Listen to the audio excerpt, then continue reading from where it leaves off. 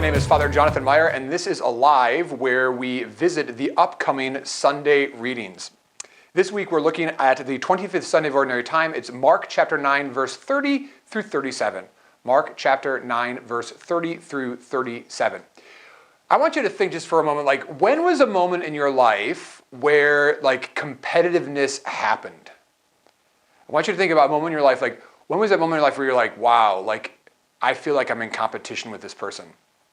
I'll tell you, I remember being a little kid. I lived in the suburbs, in the subdivision, and there was this boy that lived down the street from me, and he always had the best toys. And I'll just be honest with you, I always felt like it was a competition. Every time that he would get a new toy, he would come to my house, and be he'd knock on the door, and then my mom would go to the door, and then he would be like, Mrs. Meyer, can Jonathan come out? And I would come out, and he'd be like, hey, look what my mom and dad got for me. And he would always show me this brand new toy, whether it was a Rubik's Cube, or whether it was a Slinky, or whether it was a new bike that had a really cool seat.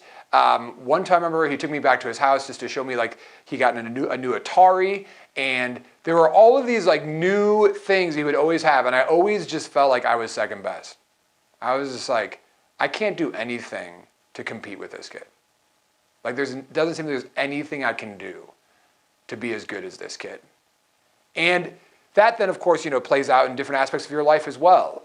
As I grew up, whether it be in sports or in academics or in aspects of your life, but there can be this great sense of competitiveness. Well, today's gospel passage is all about that, isn't it? I mean, when we read through Mark chapter 9, the apostles are jostling for position. Who's better? Who's greater? Who has more skills? And Jesus puts them all in their place. Wait, hold up. It's not about who's best. It's about who is the best at being a servant. That's how I'm going to mark my kingdom. Not who has the most stuff, not who can do the most stuff, but who actually has the servant's heart. And I think that is such a powerful lesson for every single one of us. That the center of the gospel is not about us possessing things or accomplishing goals. It's about us actually being a servant and loving as Christ loves. So I want to encourage you throughout this week to look for those little ways and those little opportunities to be a servant, to make a difference in other people's lives. Here's some other great questions as you reflect upon Mark chapter 9, 30, verse 37. What did you find in this passage to be good news? What's one way that you're able to relate to this gospel passage? Have there been a situation in your life where you haven't felt that you were the greatest? That you felt that you were the least?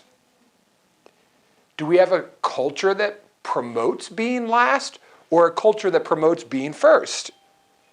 Do you have an example in your life of you being last, but it actually helping other people? That putting yourself last actually helped other people? What are ways that we can love and serve children?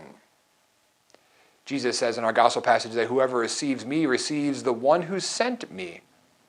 Who is Jesus speaking of when he speaks of the one who sent me? In what way, if any, can this story speak to us today in our time? How does our culture need to hear this gospel passage? And in what way does the gospel invite us to be better disciples? If you're watching this on our YouTube channel, you'll find these questions down below in the description. Join us every week as we try to unpack the gospel and help you to live your faith alive.